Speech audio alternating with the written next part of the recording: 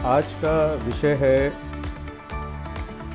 Digital learning और digital learning space में आजकल क्या हो रहा है, इसमें क्या संभावनाएं हैं भविष्य में। और जैसा कि आप सब जानते हैं कि कोविड 19 के बाद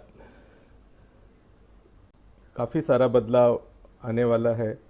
तो इस बदलाव को ध्यान में रखते हुए आज हम आपसे बात करेंगे। आज के इस परिप्रेक्ष्य में, मतलब कोविड 19 के परिप्रेक्ष्य में, आज हम सब लोग लॉकडाउन की स्थिति में हैं। पूरा देश, पूरा भारत एक गंभीर परिस्थिति से गुजर रहा है। और इस कोविड 19 जो पैंडेमिक है, महामारी है, इस महामारी के दरमियान हम सभी लोग अपने घर में कैद की अवस्था में है और बहुत कुछ कर पाने की स्थिति में नहीं है। लेकिन डिजिटल एक ऐसा माध्यम है जिसने हमें सभी से जोड़ रखा है। तो मुझे लगता है कि डिजिटल साक्षर जैसे हमने ऐप बनाए हैं, ऐसे काफ़ी सारे ऐप हैं, उससे लोग शिक्षा के माध्यम या शिक्षा तक भी जुड़ रहे हैं। उसके बारे में भी बात करेंगे। कुछ लोग आ रहे हैं, ऐड हो रहे हैं।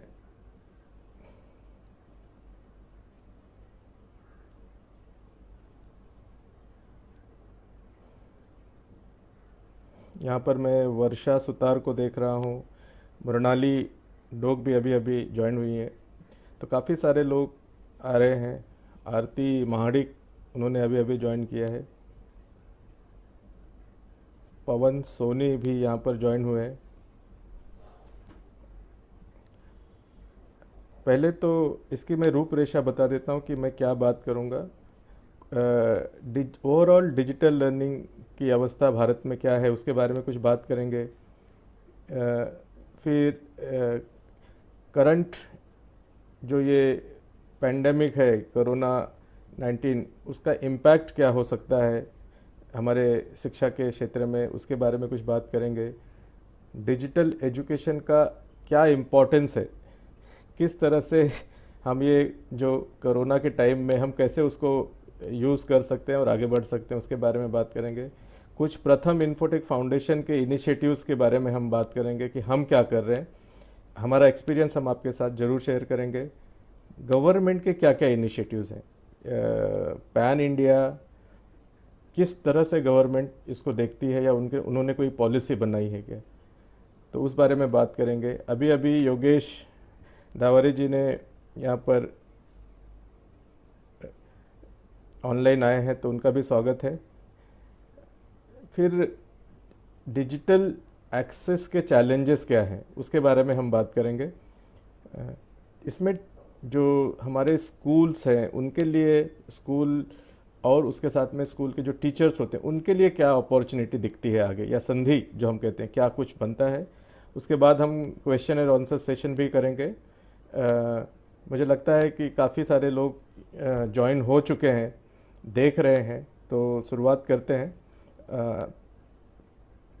जैसे कि मैंने कहा कि पहले तो मैं बता दूं, मेरा नाम प्रेम यादव है। आप सब लोग मेरे इस हैंडल से नहीं जान पाएंगे क्योंकि मैं शशि ड्रीम फाउंडेशन के हैंडल से बात कर रहा हूँ। हर्षल डोके हैं जिन्होंने मुझे संपर्क किया और कहा कि क्या हम ऐसा कोई एक लाइव सेशन कर सकते हैं फेसबुक पे, जिससे कि डिजिटल लर्निंग के स्पेस में क्या बातचीत हो रही है या क्या हो रहा है उस पर कुछ हम बात करें। तो क्योंकि मेरा नाम प्रेम यादव है और मैं प्रथम इन्फोटेक फाउंडेशन इस संस्था से जुड़ा हूँ, और ये संस्था डिजिटल लर्निंग के स्पेस में काफ़ी कुछ काम करती है, जिसके बारे में हम आपसे बात करेंगे। तो ओवरऑल अगर देखें कि भारत में डिजिटल स्पेस में क्या दिख रहा है, किस तरह से क्या, और वो शिक्षा के क्षेत्र में किस तरह से इसका प्रभाव है। हम सभी को पता है कि भारत एक 130 करोड़ की आबादी का देश है, और इतना बड़ा देश, हमारा क्षेत्रफल भी काफ़ी बड़ा है और काफ़ी सारे लोग अलग अलग ऐसे जगहों पर रहते हैं कि जहाँ पर अगर डिजिटल टेक्नोलॉजी को लेके जाना चाहें तो काफ़ी मुश्किल भरा काम है। लेकिन कुछ कह सकते हैं कि कुछ चीज़ें या कुछ साइंटिफिक इनोवेशन इतने अच्छे तरीके से हुए कि दूर दराज के क्षेत्रों में भी हम लोगों तक पहुंच सकते हैं। टेक्नोलॉजी काफ़ी सस्ती हो रही है क्योंकि उस यूज़र्स, वो डिमांड और सप्लाई की बात होती है, इकोनॉमिक्स है उसका, तो वो अगर हम ध्यान में दें तो उसका भी एक बड़ा हिस्सा रहा है कि काफ़ी सारे लोग हैं, जनसंख्या काफ़ी बड़ी है, यूज़र्स काफ़ी हैं जैसे हम कहें अगर, तो उसी हिसाब से उसका फैलाव भी हो रहा है और सरकारी हमारी जो योजनाएं हैं या फिर सरकारी जो तंत्र है उसकी भी मदद उद्योग को हो रही है, जिससे उद्योग इसको दूर दराज के क्षेत्रों तक भी ले जा पा रहे हैं। लेकिन क्या टेक्नोलॉजी, किस तरह की टेक्नोलॉजी की हम लोग बात कर रहे हैं?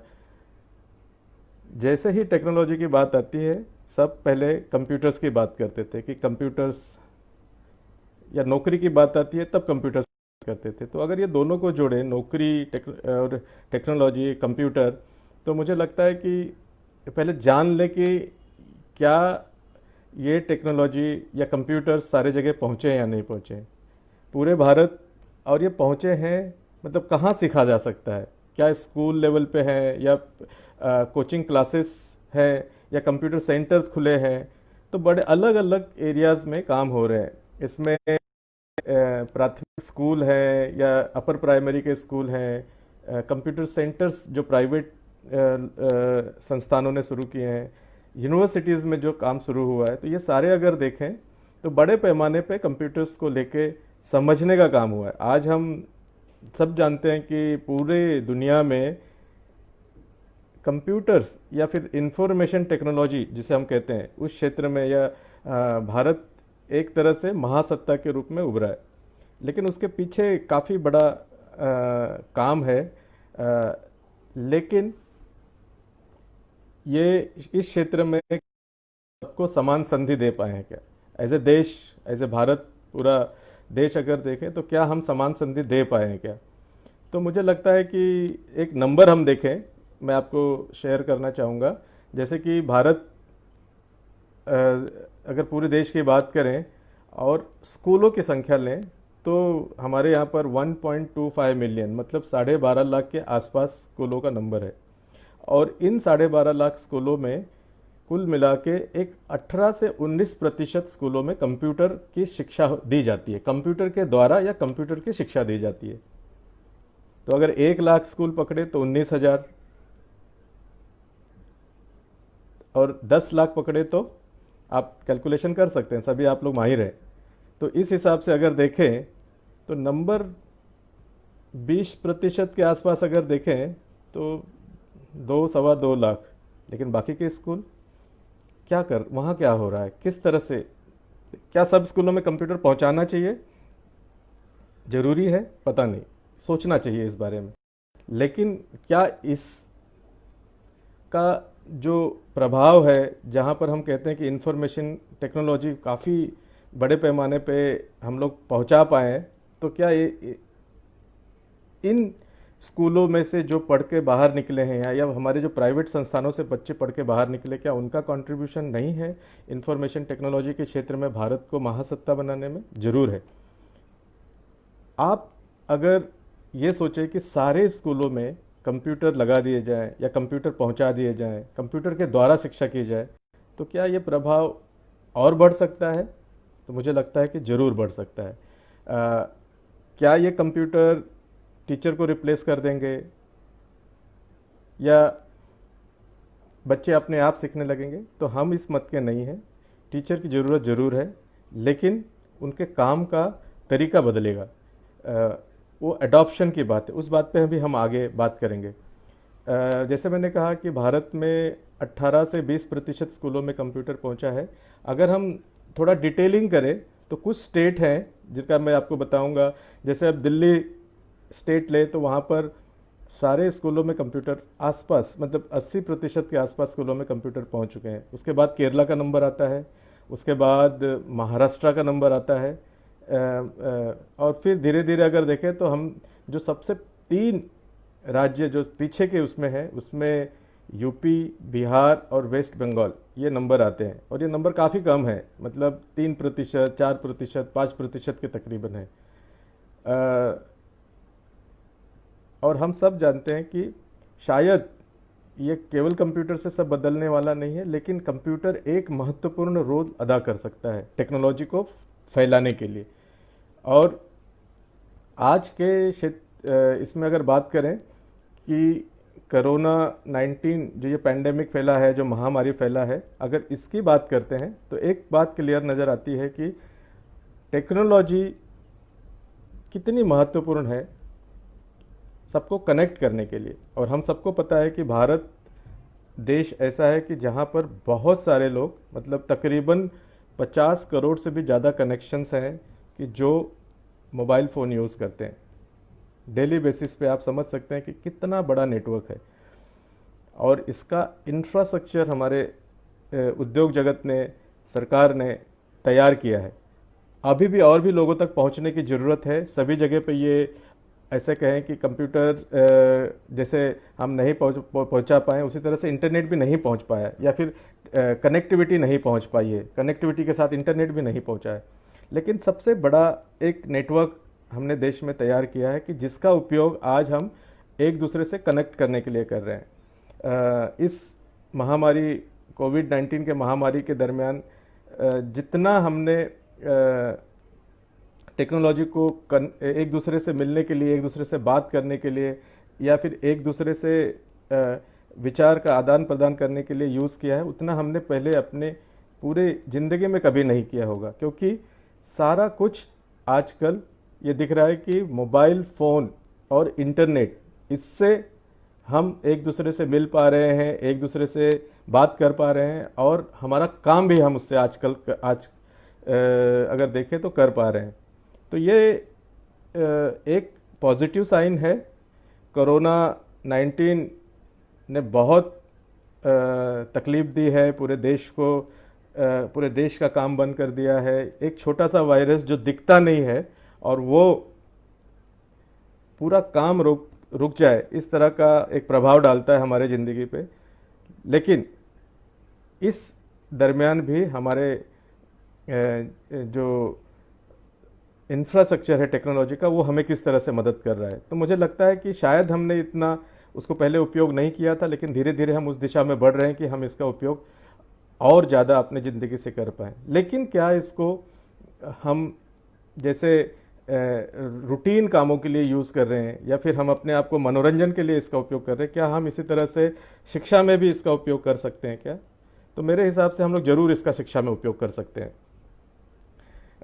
आजकल बच्चों के स्कूल का छुट्टियों का समय चल रहा है, लेकिन सब जगह अगर देखो तो कुछ ना कुछ ऐसी खबर आ रही है कि लोग कह रहे हैं कि बच्चों को उनकी पढ़ाई से संबंधित क्या चीज़ें हम दे सकते हैं, इसका कोई कनेक्शन टेक्नोलॉजी के साथ कैसे जोड़ सकते हैं, मोबाइल फ़ोन का उपयोग हम शिक्षा में कैसे कर सकते हैं, या और जो डिजिटल इक्विपमेंट होते हैं, जैसे मैंने कंप्यूटर का उदाहरण दिया, उस तरह से टैबलेट्स हैं, मोबाइल फ़ोन है, टेलीविज़न है, रेडियो है, ये सारे टेक्नोलॉजी हैं।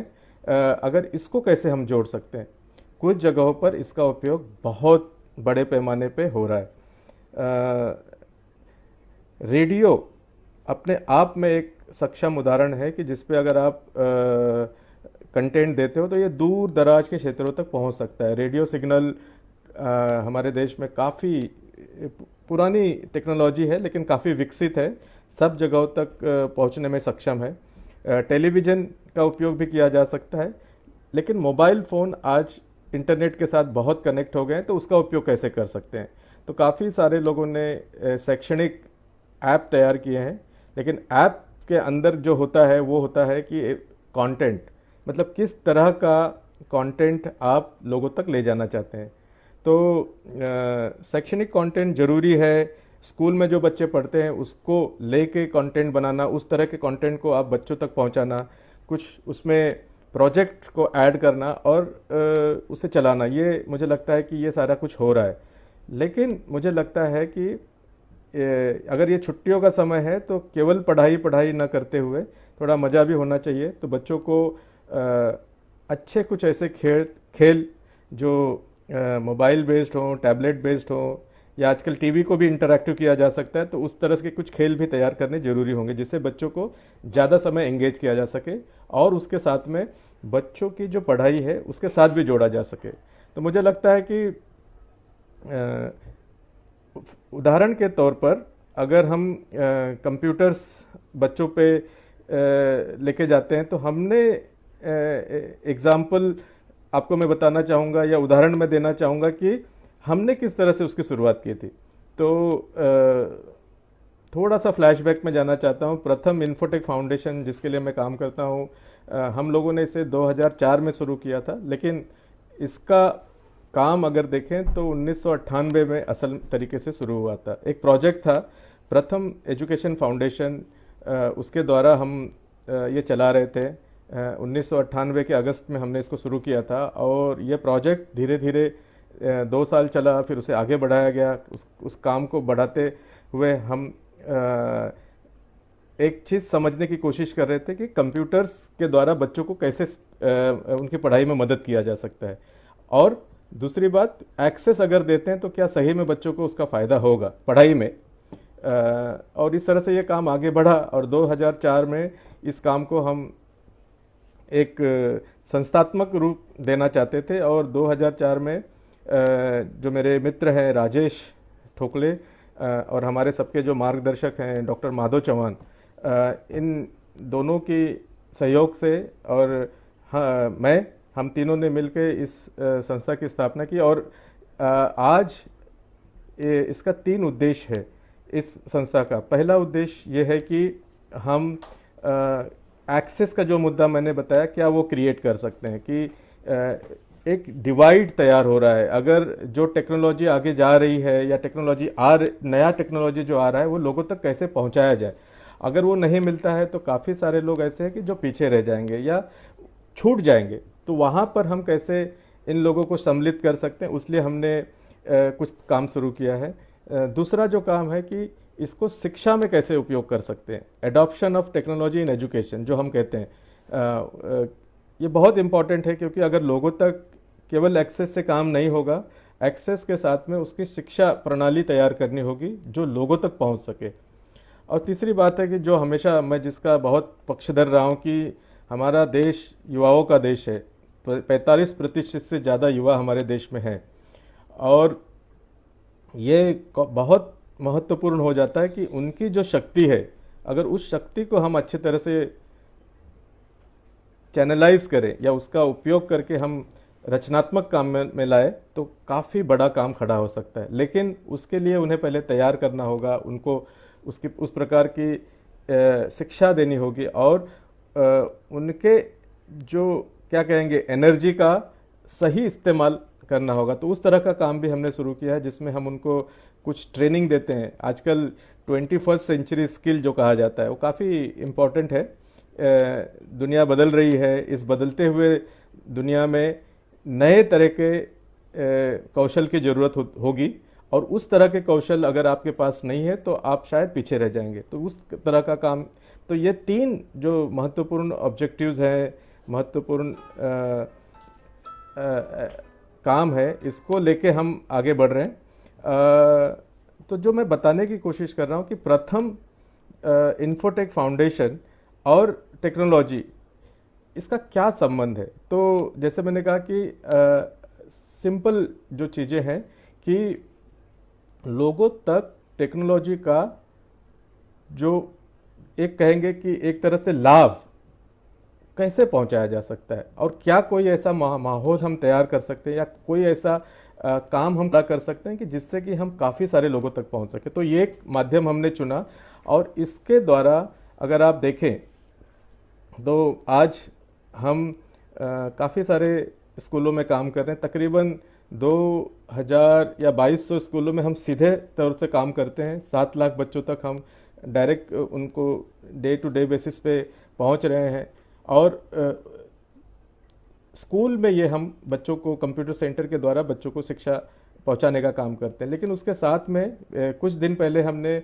पिछले 2-3 सालों से हमने एक नया काम शुरू किया था, जिसमें कंप्यूटर के अलावा हम किस तरह से टेलीविज़न, टैबलेट और हम सबके हाथ में जो होता है मोबाइल, उस द्वारा कैसे शिक्षा हम पहुंचा सकते हैं। क्योंकि इसका, जैसे मैंने कहा कि पेनेट्रेशन काफ़ी बढ़ रहा है, मतलब लोगों तक इस तरह के इक्विपमेंट बहुत तेज़ी से फैल रहे हैं। तो उसके लिए क्या हमें करना चाहिए, तो हमने डिजिटल साक्षर नाम का एक ऐप बनाया है। लेकिन ऐप एक इस तरह का कंटेंट बनाया है कि जिसमें शैक्षणिक, दूसरा जो एम्प्लॉयमेंट से लगने वाले स्किल होते हैं जैसे बिजनेस स्किल कहते हैं, और तीसरा अगर आप देखें तो टेक्नोलॉजी इतना फैल रहा है, लेकिन टेक्नोलॉजी किस तरह से हम सीख सकते हैं, क्योंकि हर बार हम केवल कंज्यूमर ना बने, यूज़र ना बने, हम क्रिएटर भी बने, तो उसको कैसे सीखना चाहिए उसके बारे में। और चौथा जो भाग है वो डिज़ाइन का भाग है। मतलब काफ़ी सारे लोग होते हैं कि जो रुचि रखते हैं कि मुझे कुछ आर्ट में करना है, क्राफ्ट में करना है, तो उस तरह के काम। तो ऐसे काफ़ी सारे विषयों को ध्यान में रखते हुए हमने एक कंटेंट की दिशा तय की है, और उसमें हम अभी तक 5000 के आसपास वीडियोस हमने बनाए, और ये वीडियो 3 मिनट से लेके 5 मिनट तक के वीडियो हैं। तो ये सारा डिजिटल साक्षर ऐप के द्वारा आप पा सकते हैं, डाउनलोड कर सकते हैं, और इसको टीवी पे भी दिखाया जा सकता है, इसे कंप्यूटर पे भी देखा जा सकता है वेबसाइट के माध्यम से। लेकिन ये केवल डिजिटल साक्षर का हम यहाँ पर प्रचार करने के लिए नहीं है, लेकिन कोशिश है कि इस तरह के और बहुत सारे संस्थाएं आगे आएं, और वो भी इस तरह का कुछ कंटेंट बनाएं, जिसको लेके हम काफ़ी सारे जो हम जनसंख्या है, काफ़ी सारे लोगों तक हम पहुंच सकते हैं, नीचे तबके के लोगों तक पहुंच सकते हैं जिनके पास इस तरह के कंटेंट अवेलेबल नहीं है। अवेलेबल अगर हैं तो लोगों की क्षमता नहीं है कि उसको वो अपने ज़िंदगी में यूज़ करने के लिए, उपयोग करने के लिए खरीद सके, अफोर्डेबल नहीं है। तो हम काफ़ी सारे ऐड हमारे टीवी पे देखते हैं कि जिसको लोगों तक पहुंचाना काफ़ी मुश्किल है, उसके लिए काफ़ी सारे पैसे लगते हैं। तो ये हमने ध्यान में रखा है कि हम ऐसी कंटेंट की रिपॉजिटरी तैयार करें कि जो फ्री में हो और लोग पहुंच सके। हम इस पे कुछ क्वेश्चन आंसर भी ले सकते हैं। जैसे ही मैं मेरी बात समाप्त करूंगा, आपसे मैं बात भी करूंगा इस बारे में।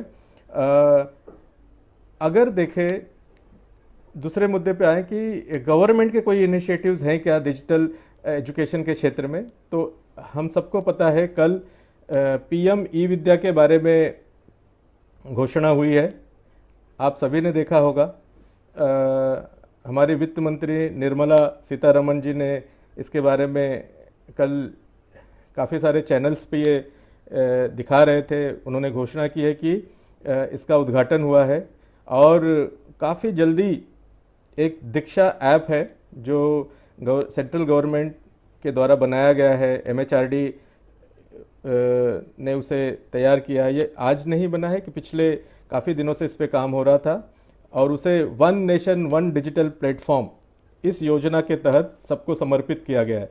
तो मुझे लगता है कि ये सारे एक काफ़ी बड़ी योजना है जिसे लोगों तक हमें भी पहुंचानी चाहिए, और इसका उपयोग जो शिक्षक हैं, मेरे मित्र हैं, काफ़ी सारे मेरे शिक्षक मित्र हैं जो स्कूलों में काम करते हैं, उन तक ये बातें पहुंचनी चाहिए, और उसका उपयोग कैसे हम कर सकते हैं उस बारे में ध्यान देना चाहिए। काफ़ी सारा कंटेंट है, जैसे हम एज ए डिजिटल साक्षर कंटेंट बना रहे हैं, ऐसे काफ़ी सारे संस्थाएं आगे आकर इस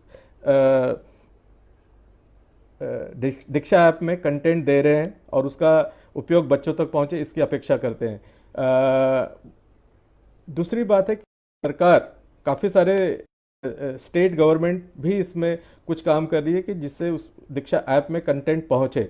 कुछ मैं एक छोटा उदाहरण देना चाहूँगा प्रथम इन्फोटेक फाउंडेशन का, कि हमने महाराष्ट्र गवर्नमेंट के साथ अभी अभी एक टाई अप किया है, जिसमें हमारे जो शैक्षणिक विभाग के 4000 से ज़्यादा जो वीडियोस हमने बनाए हैं वो हमने शेयर किया है, और ये सारे वीडियोस दीक्षा ऐप में अवेलेबल होगा।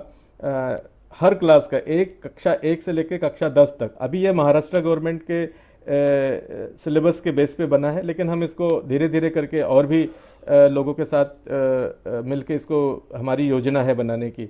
लेकिन ये 4000 वीडियो पूरे महाराष्ट्र के विद्यार्थियों के लिए मुफ्त में हमने अवेलेबल की है, जिसके लिए उन्हें कोई किसी भी प्रकार की फीस देने की जरूरत नहीं है। आप दीक्षा ऐप डाउनलोड कर सकते हैं या डिजिटल साक्षर ऐप डाउनलोड कर सकते हैं और सीखना शुरू कर सकते हैं। दूसरी जो बात दिख रही है, हमारी बातचीत हो रही है महाराष्ट्र गवर्नमेंट के साथ में कि टीवी चैनल पे इस डिजिटल साक्षर के कंटेंट को हम प्रतिदिन 2 से 4 घंटे तक कैसे पहुंचा सकते हैं। ये कल के हमारे पीएम ई विद्या योजना में भी इस बारे में जिक्र हुआ है कि 1 से लेके 12 के क्लास तक 1 क्लास 1 चैनल, इस योजना के तहत ये शायद हम इसको हमारे कंटेंट को लेके आएंगे। लेकिन ये सरकार इस सारे योजना को आप तक लेके आ रही है। रेडियो है, कम्युनिटी रेडियो है, पॉडकास्ट है, इस तरह के चीज़ें कैसे यूज़ कर सकते हैं। और एक ई कंटेंट जो विजुअली और हियरिंग इम्पेयर्ड बच्चे हैं उनके लिए स्पेशल ई कंटेंट बनाया जा रहा है कि जैसे कि उन तक भी हम पहुँचे जा सके। मुद्दा है कि योजनाएं बन रही हैं और सरकार काफ़ी तत्पर दिख रही है कि इस तरह की योजनाओं को हम लोगों तक पहुंचाएं। और इसका कारण क्या कोविड-19 पेंडेमिक है या एक तरीके बदलने की बात है? तो मुझे लगता है कि शायद ये कोविड-19 के वजह से ये हो रहा है, लेकिन इसका एक दूरगामी परिणाम मुझे जो दिखता है कि एक बिहेवियर चेंज आएगा। लोगों को एक आदत, जो कभी कभी क्या होता है कि काफ़ी समय चलता है बिहेवियर चेंज में, लेकिन इस कोविड-19 की वजह से ये बिहेवियर चेंज काफ़ी जल्दी आएगा। और मुझे लगता है कि डिजिटल लर्निंग ये स्पेस में काफ़ी बदलाव हमें दिखेगा। और ये सारी जो योजनाएं हैं, सरकारी योजनाएं हैं, इसमें अगर लोग शामिल हो जाते हैं तो उसको आगे तक ले जाने में काफ़ी आसानी होगी। अभी तक जो प्रथम इन्फोटेक के काम का एक मूल मंत्र रहा है, जिसमें हम गवर्नमेंट, उद्योग जो कॉरपोरेट कहते हैं और लोग, सिटीजन्स, इन तीनों को मिला के काम करते हैं। तो ये मुझे लगता है कि ये सारी योजनाएं भी इसी तहत काम होगा, क्योंकि जब तक उद्योग जगत में उनकी ज़रूरतें क्या हैं उसको ध्यान में रखकर कंटेंट नहीं डिज़ाइन होंगे, केवल उनको ही ध्यान में रखना पूरा 100% नहीं, लेकिन उसको ध्यान में रखना जरूरी है, क्योंकि नौकरी से संबंधित कौशल विकसित होने जरूरी है। तो इस परिप्रेक्ष्य में मैं कह रहा हूँ। दूसरी बात कि लोगों तक इसको कैसे पहुंचाया जा सके, इसका प्रचार कैसे किया जा सके, उस परिप्रेक्ष्य में कर रहा हूँ। और ऑब्वियस है कि जब हम सरकार कहते हैं तो सरकार या शासन जैसे कहते हैं कि उनका एक रोल होता है कि इसको रेगुलराइज करे या फिर इसको इसके लिए पॉलिसीज तैयार करे, जो पॉलिसी तक इस प्रकार के इनोवेशंस को आगे लेके जाने के लिए मदद करते हैं।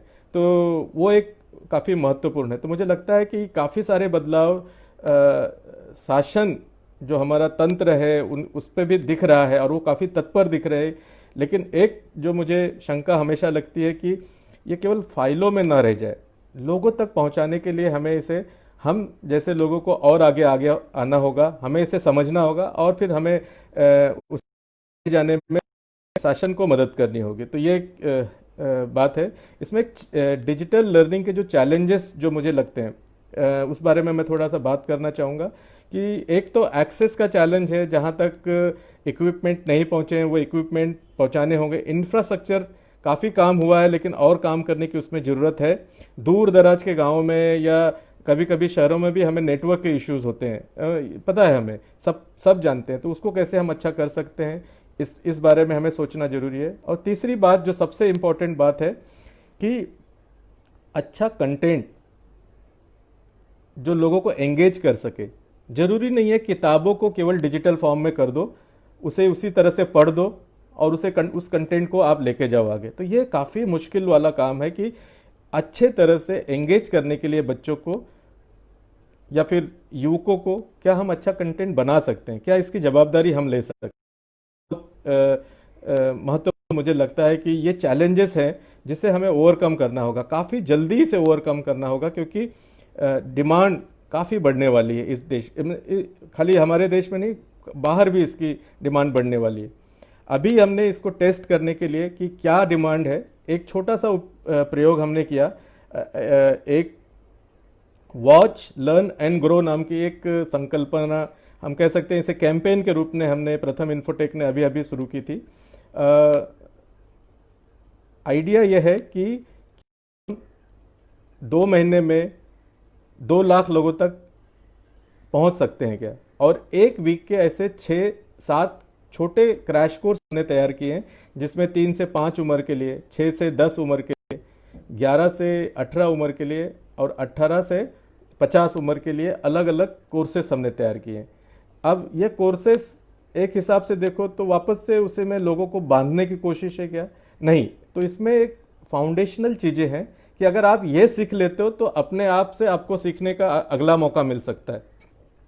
और जो डिजिटल कंटेंट अवेलेबल है उस कंटेंट को लेके आप खुद सीख सकते हैं और आगे बढ़ सकते हैं, लेकिन कुछ तो फाउंडेशनल स्किल होने की ज़रूरत है या डिजिटल स्किल्स होना ज़रूरी है। तो हमने मदर पेरेंट को भी ध्यान में रखा है कि अगर बहुत सारे फ़ोन हम समझते हैं कि बच्चों के हाथ में नहीं मिलता है, या 3 से 5 की उम्र के बच्चे हैं या फिर 6 से 10 साल के बच्चे, इनके हाथ में वो मोबाइल फ़ोन नहीं होता या बहुत सारे डिजिटल इक्विपमेंट नहीं पहुँचे, तो वहाँ तक क्या हम माताओं को अगर हम ट्रेन करते हैं या माताओं को हम अगर डिजिटल स्किल देते हैं तो वो अपना समय उनके साथ शेयर कर सकते हैं। इस पैंडेमिक में पिता का रोल भी काफ़ी इंपॉर्टेंट है, क्योंकि वो घर पर हैं तो वो अपना फ़ोन बच्चों के साथ थोड़ा शेयर कर सकते हैं। तो इस तरह के कुछ कोशिश हमने समझने की 5 दिन, केवल 5 दिन में हमें 22,500 के तकरीब रजिस्ट्रेशन आए कि हमें ये कोर्स करना है, हमें सीखना है।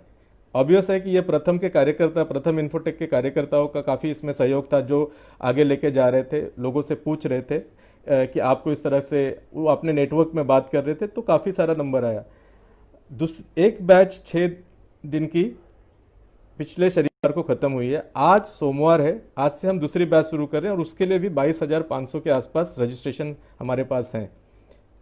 तो इसका क्या मतलब है कि इतने कम समय में इतने सारे लोग अगर 6 दिन, 5 दिन, 6 दिन के कोर्स के लिए रजिस्ट्रेशन करना चाहते हैं या कुछ सीखना चाहते हैं, तो क्या ये नंबर कुछ कहते हैं? तो मुझे लगता है कि हमारे यहाँ पर नई टेक्नोलॉजी के द्वारा सीखने की भूख काफ़ी ज़्यादा है। हमें ये ध्यान रखना होगा कि हम क्या अच्छा चीज़ उन तक लेके जा सकते हैं। इस दरमियान मैं एक हमारे जो शिक्षक मित्र हैं उनके बारे में या उनसे मैं कुछ कहना चाहूँगा कि देखिए, शिक्षा के क्षेत्र में काफ़ी बदलाव आ रहा है। शिक्षक को रिप्लेस करना बहुत मुश्किल है, लेकिन एक चीज़ हमें ध्यान में रखना होगा कि शिक्षक जो पहले से जिस तरह से काम करते आ रहे हैं, ट्रेडिशनल जो पद्धति है वो काफ़ी प्रचलित है, लेकिन टेक्नोलॉजी के द्वारा उसमें काफ़ी बदलाव आएगा। आप सबको भी टेक्नोलॉजी समझना होगा अच्छे तरह से। शिक्षक को कोई रिप्लेस नहीं कर सकता, इस बात को हम मानते हैं और नहीं होना चाहिए, लेकिन शिक्षक को नए अपने रूप में तैयार होना भी जरूरी होगा। टेक्नोलॉजी कैसे आप यूज़ कर सकते हैं, बच्चों तक कैसे पहुंचा सकते हैं, इस बारे में आपको तैयार होना होगा। हम एज ए प्रथम इन्फोटेक फाउंडेशन आपके साथ हैं। ऐसे बहुत सारी संस्थाएं हैं, सरकारी योजनाएं हैं जिससे आप अपने आप को तैयार कर सकते हैं और आगे आ सकते हैं। इसमें डरने की कोई बात नहीं है। मतलब कि ये एक बुरा प्रचार मैं हमेशा सुनता हूँ कि अगर आप टेक्नोलॉजी आ जाए तो एक तरह से शिक्षक का रोल ख़त्म हो जाएगा। को उसको चार से उसका उपयोग करना, हर किसी को आजकल ऐसे है कि 21st सेंचुरी में हर किसी को अपने स्किल को 2 साल में 3 साल में बदलने की ज़रूरत पड़ रही है, नई चीज़ सीखने पड़ रहे हैं। तो मुझे लगता है कि शिक्षक जो हमारे मित्र हैं उनको भी ये चीज़ें अपने जीवन में स्वीकारनी होगी और उसको लेके आगे बढ़ना होगा। मुझे लगता है कि अगले 2-4 मिनट में हम लोग क्वेश्चन आंसर सेशन शुरू करेंगे और आप सारे लोगों का अगर प्रश्न आप इस कमेंट वाले इसमें लिखते हैं तो हम लोग उस पर बात कर पाएंगे। तब तक मैं इंतज़ार करूंगा कि कुछ आप लोग कमेंट में अपने प्रश्न डालें। आपको अगर मुझसे कुछ पूछना है मेरे काम के बारे में, प्रथम इन्फोटेक के बारे में, तो आप बात कर सकते हैं। शशि ड्रीम फाउंडेशन, मेरे एक मित्र हैं हर्षल डोके, उन्होंने मुझे कुछ दिन पहले कांटेक्ट किया कि कहा, उन्होंने पूछा कि क्या हम फेसबुक लाइव कर सकते हैं शशि ड्रीम फाउंडेशन के हैंडल से।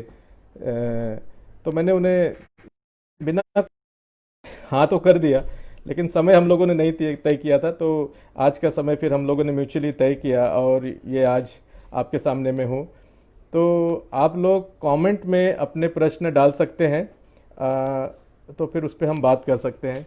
जैसे कि कुछ लोगों को मैं यहाँ देख पा रहा हूँ, अभी अभी मैंने देखा है, मेरे एक पुराने मित्र हैं सुनील गजाकोश, वो यहाँ पर लाइव दिख रहे हैं मुझे। तो सुनील, आपको यहाँ देख कर काफ़ी अच्छा लगा। प्रशांत त्रिपाठी यहाँ मुझे दिख रहे हैं, श्रुति लिमये दिख रही हैं, मोनी सिंह दिख रहे हैं, नीलेश ठाकुर हैं, हैं, पुष्पा गायकवाड़ हैं, काफ़ी सारे लोग हैं। आप मुझे प्रश्न पूछ सकते हैं। मुझे शायद पता नहीं कि मैं आपके प्रश्न का उत्तर पूरा दे पाऊँ या न दे पाऊँ, लेकिन मैं कोशिश करूँगा कि आपके साथ मैं उस पर बात कर पाऊँ। तो एक प्रश्न आ रहा है कि कुछ लोग चाहते हैं कि इसको आगे कैसे बढ़ाया जाएगा, या फिर करंट पैंडेमिक में तो काफ़ी सारा अभी लोग घर पर हैं, इसलिए शायद इस तरह का काम डिजिटल लर्निंग या फिर डिजिटल के द्वारा दूसरे से कनेक्ट होना काफ़ी मतलब कोई दूसरी संधि नहीं, कोई चारा नहीं, इसलिए लोग कनेक्टेड है। लेकिन आगे कैसे होगा, क्या ये इसी तरह से काम करेगा? ये एक तरह से जो मनोविज्ञान कहता है कि एक बिहेवियर चेंज हमेशा आता है, और ये हम ऐसे मुहाने पे खड़े हैं कि जहाँ काफ़ी लोगों का, मतलब ये हमारी खाली एक दो लोगों की बात नहीं है, पूरे दुनिया में एक बिहेवियर चेंज आएगा। ऐसे मेरे कुछ मेरे मित्र हैं जो साइकोलॉजिस्ट है, उनसे भी बात हो रही थी, तो वो कह रहे थे कि ये एक मतलब कुछ सालों के बाद एक ऐसा समय आता है कि जिसमें काफ़ी सारा मतलब पूरा रूटीन बदल जाता है, लोगों का सोचने का तरीका बदल जाता है, काम करने के तरीके बदल जाते हैं। और मुझे लगता है कि हम उस पैंडेमिक के वजह से हम उस मुहाने पे हैं कि एक बदलाव जरूर आएगा। अब डिजिटल कितना हम एक दूसरे से एंगेज रहेंगे, शिक्षा में इसका कितना प्रयोग होगा, ये सारा कुछ हमारे इंफ्रास्ट्रक्चर पे और हमारे जो शासनात्मक जो हमारे क्या कहेंगे कि निर्णय या योजनाएं हैं, उस पर यह निर्भर करता है कि क्या हम इसमें कोई संधि देखते हैं, क्या इसमें हम कोई अपॉर्चुनिटी देखते हैं कि जिसको लेके हम आगे बढ़ सकते हैं। बहुत सारी कोशिशें हमारी भूतकाल में हुई हैं कि शिक्षा के क्षेत्र में बदलाव किए जाएं, आमूलाग्र बदलाव किए जाएं, लेकिन वो हो नहीं पा रहा है। हम सभी जानते हैं कि यहाँ मैं असर को कोट करना चाहूँगा कि काफ़ी बच्चे स्कूल जा रहे हैं, 97% बच्चे स्कूल में हैं, लेकिन जब उसका टेस्ट का रिपोर्ट आता है बच्चों के लर्निंग आउटकम के बारे में, तो हम सब जानते हैं कि काफ़ी सारे बच्चे अगर रीडिंग का लेवल देखें तो तकरीबन केवल 50% बच्चे ही पढ़ पाते हैं, जो कक्षा 5 की मैं बात कर रहा हूँ। और अगर उन्हें क्लास 2 के टेक्स्ट पढ़ने को दिए जाए तो ये मतलब 5 साल स्कूल में है, और अगर आपको पढ़ने दिया जाए तो केवल 50% के ही बच्चे अगर पढ़ पाते हैं। तो हमें सोचना होगा कि हम कैसे इसमें बदलाव, केवल सरकार का विषय नहीं है, हम सब का विषय है। पूरा देश, हम सब इस देश के वासी हैं, नागरिक हैं, तो हमें भी इसमें सोचना चाहिए कि इसमें क्या चीज़ें ला सकते हैं। तो शायद टेक्नोलॉजी एक उसका उपाय हो सकता है, 100% नहीं उपाय हो सकता है। आजकल हाइब्रिड लर्निंग की बात जोर पकड़ रही है, सारे लोग इस पे बात कर रहे हैं कि टेक्नोलॉजी और हमारा ट्रेडिशनल जो तरीका है, इसको मिला के किस तरह से हम लोगों तक पहुँचे। तो इस पर काफ़ी सारा काम हो रहा है, तो मुझे लगता है कि उसको हमें लेके आगे बढ़ना होगा। और अगला क्वेश्चन अगर देखें तो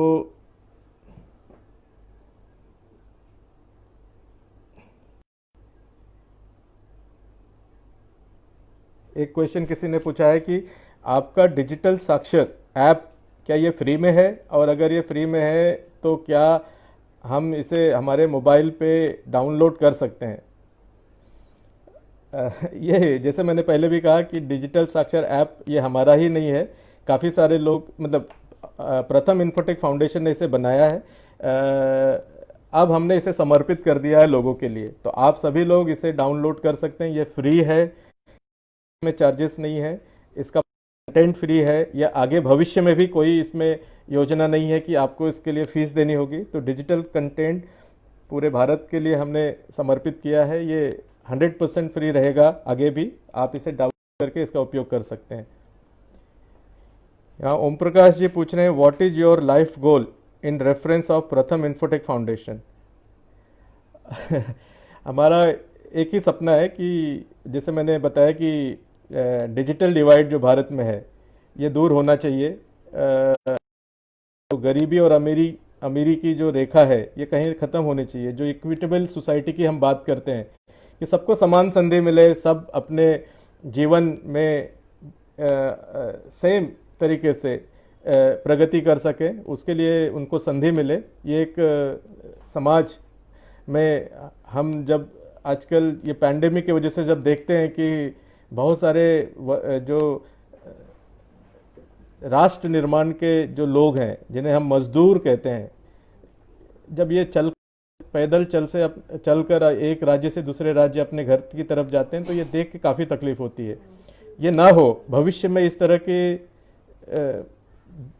जो कहते हैं कि दृश्य हमें देखने ना मिले। ये एक काफ़ी शिक्षा सब तक पहुंचेगी, लोग अपने पैरों पे खड़े हो पाएंगे, उनके हाथ में अच्छे कौशल होंगे, तो मुझे लगता है कि ये सारा चीज़ रुक पाएगा, क्योंकि उसके बिना ये मुश्किल है। केवल ये शासनात्मक योजनाओं से ये मुश्किल लगता है। तो मुझे लगता है कि लोगों को भी इसमें सोचना होगा और संस्थात्मक, जो हम लोग हमेशा कहते हैं कि रचनात्मक काम करने की जरूरत है। रचना, लोगों को संधि देना, और उसे केवल संधि ही नहीं देना, उसमें उनकी मदद करना, क्योंकि काफ़ी सारे लोगों को आज भी मदद की बहुत ज़रूरत है। तो वो शिक्षा ही एक मात्र मुझे ऐसे तरीका दिखता है कि जिससे ये बदलाव लाए जा सकते हैं। और ये इसमें बहुत समय की ज़रूरत नहीं है।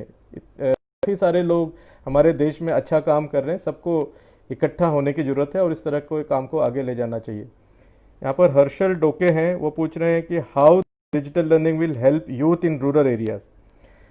काफ़ी अच्छा प्रश्न है कि हमारे ग्रामीण विभाग में यूथ जो है उनको ये डिजिटल लर्निंग किस तरह से हेल्प कर सकती है। हम सभी को पता है कि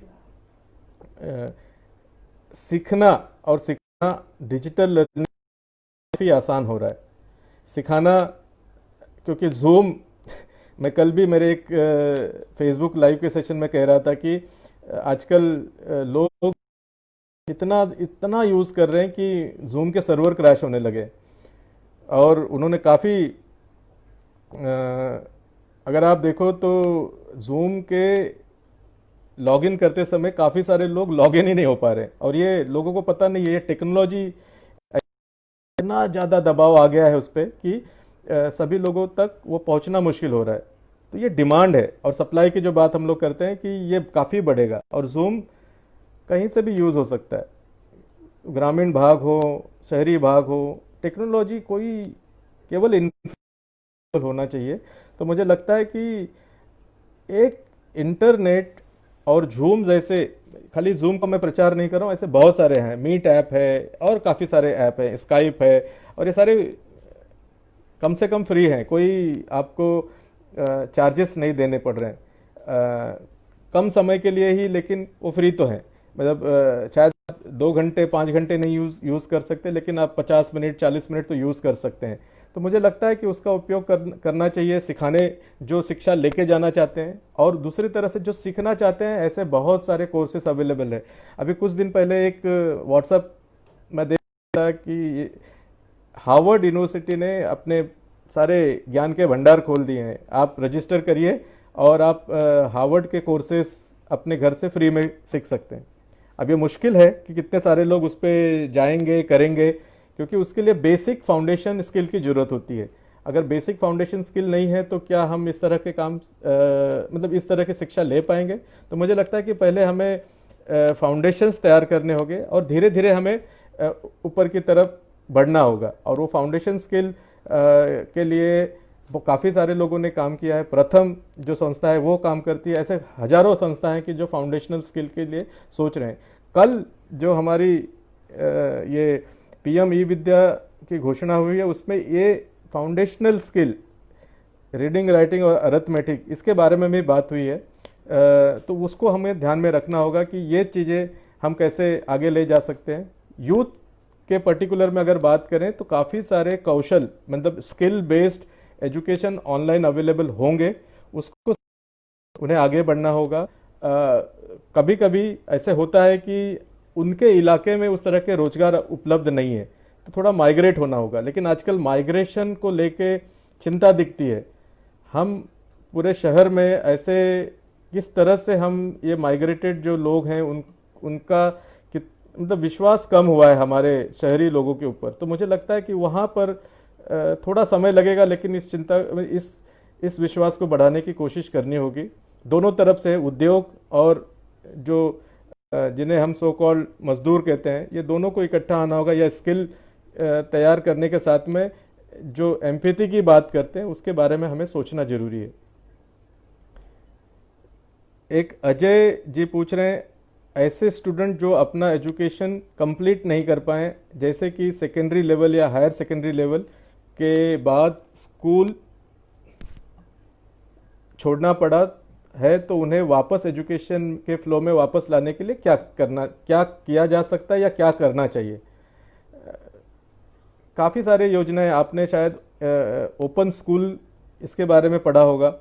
जिनकी पढ़ाई पूरी नहीं हो पाई है वो ओपन स्कूल में दाखिला ले सकते हैं और आप अपनी पढ़ाई फिर से शुरू कर सकते हैं। और आजकल ओपन स्कूल के काफ़ी सारे कोर्सेज ऑनलाइन भी अवेलेबल हैं।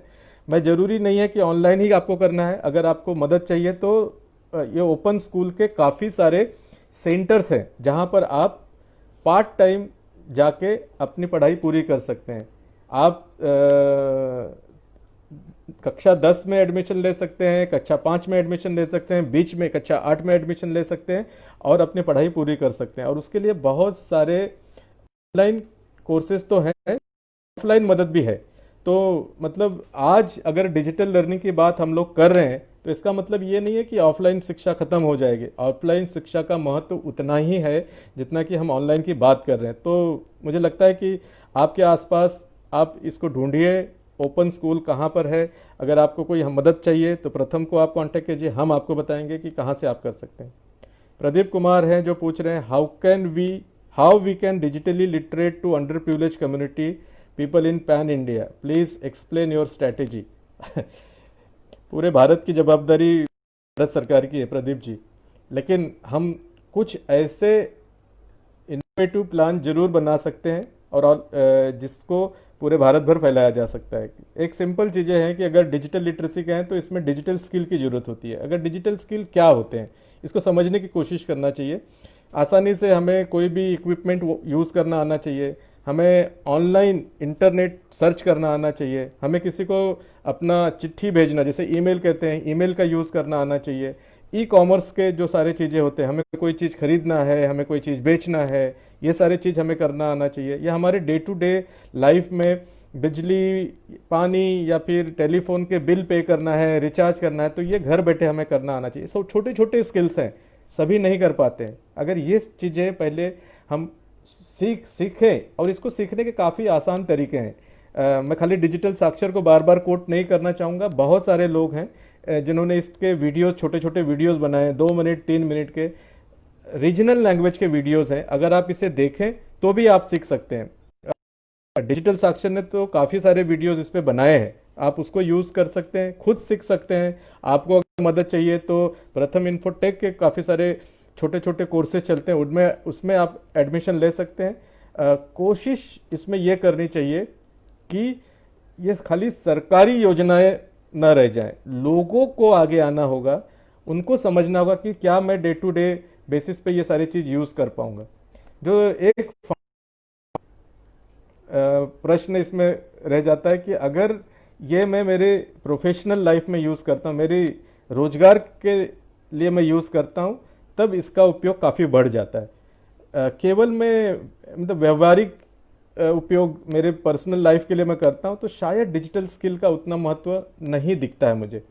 आप अगर अपने प्रोफेशनल लाइफ में इसको यूज़ करते हो तो आप अपने पर्सनल लाइफ में भी इसको यूज़ कर सकते हो। तो इसका संबंध हमें कहीं बनाना पड़ेगा। अब संबंध कैसे हम बनाए कि कोई प्लम्बर है, कोई इलेक्ट्रीशियन है, कोई ड्राइवर का काम करता है, मतलब ये काम हमारे समाज में इसको डिग्निटी नहीं मिलती है। तो हमें सोचना होगा कि इसको हम कैसे डिग्निफाइड जॉब बना सके,